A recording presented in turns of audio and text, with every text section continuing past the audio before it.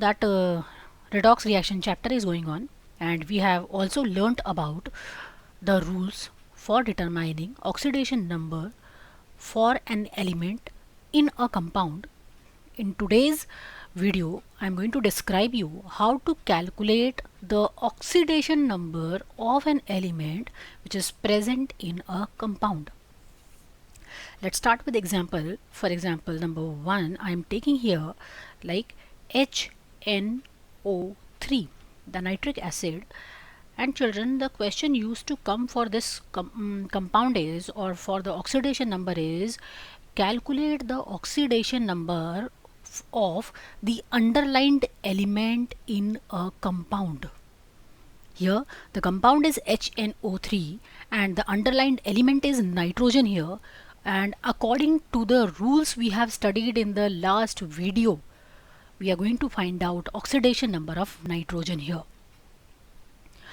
We all know in normal condition the oxidation number of hydrogen is +1.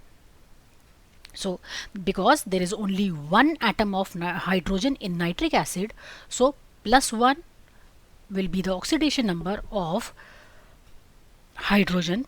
Then I am supposing oxidation number of nitrogen is X, which is to be found out by me, and plus oxidation number of oxygen multiply by total number of oxygen atoms present in a compound.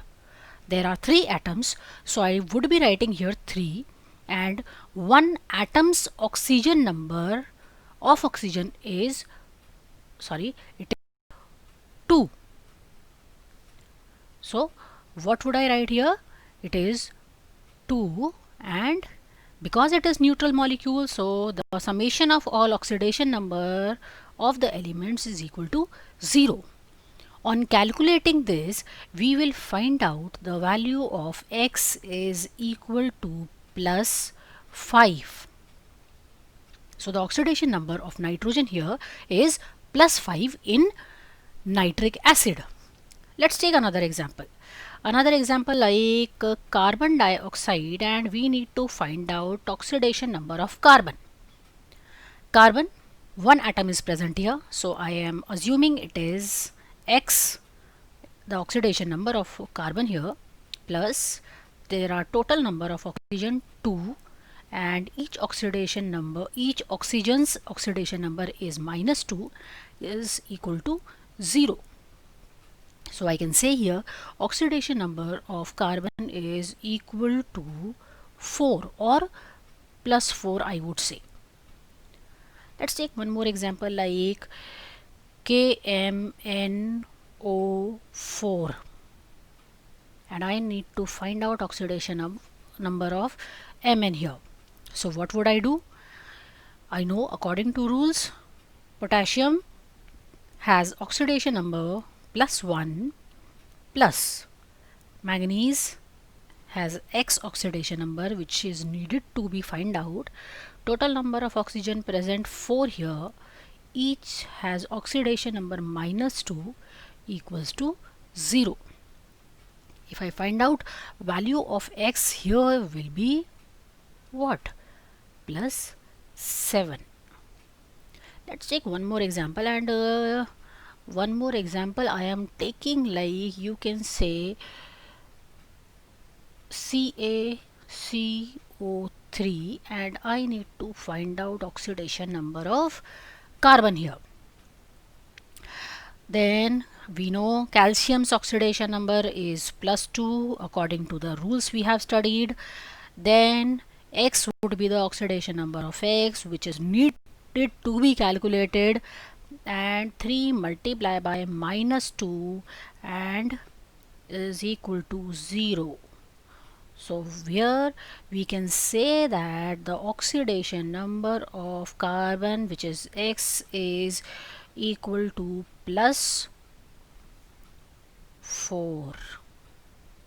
So children, these are the 4 compounds where we have studied how to determine the oxidation number of the given element in a compounds. Let's study some more example, children. And let's take some example like,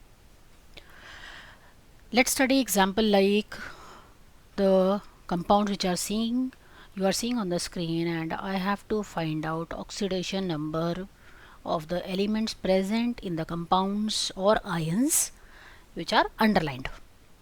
So children, here in HOCl I need to find out oxidation number of Cl here.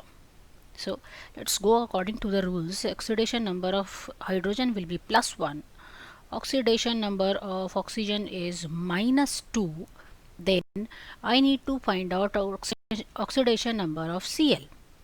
So which is the summation of all is equal to 0. If you children see it carefully, I will get X is equal to +1. This is the oxidation number of Cl in HOCl molecule. Now let's talk about this OF2. OF2, here if you see carefully, oxygen and fluorine both are electronegative elements, but the electronegativity of fluorine is more than oxygen, and I need to find out the oxidation number of oxygen here, and the oxidation number of fluorine is always -1. So here I have substituted values, and I will get to see the value of X is equal to +2 in case of OF2 for oxygen. Children, so far we have talked about the oxidation number of an element in a neutral compounds which are not having charge. Now we will talk about the oxidation number of an element which are present in the ions which are having charge. For example, let's take two examples here, S2O3 and carbonate ion. In thiosulfate ion or S2O3 ion, what is happening here? We need to find out oxidation number of sulfur, and it is containing charge -2. How to do it? Because there are two sulfur atoms here, I will take like 2x. It is the oxidation number of X which I am assuming, because the number of sulfur atoms are 2, that is why I have taken 2x plus 3 multiply by -2, because -2 is oxidation number of oxygen, is equal to the total charge contained by an ion. So if you see carefully children and you start doing calculation, so what would you see? 2x minus 6 is equal to -2, and the value of 2x is equal to 4, and ultimately value of x is equal to 2. So +2 would be the oxidation number of sulfur here. Similarly, carbonate ion, and I am going to find out carbon's oxidation number here. So what would I do? I will take X as oxidation number of carbon here, 3 number of atoms of oxygen -2 oxidation number of one oxygen atom equals to its charge, that is -2. If I calculate this, I will get oxidation number of carbon is +4. Children, this is how we used to calculate oxidation number of any element in a compound or an ion. For example, children, I want to also tell you, for example, this simple ion is given with a charge, and it is asked to find out the oxidation number of this chromium in the chromium ion. So simple oxidation number is equal to its charge is +3, so oxidation number of chromium is +3.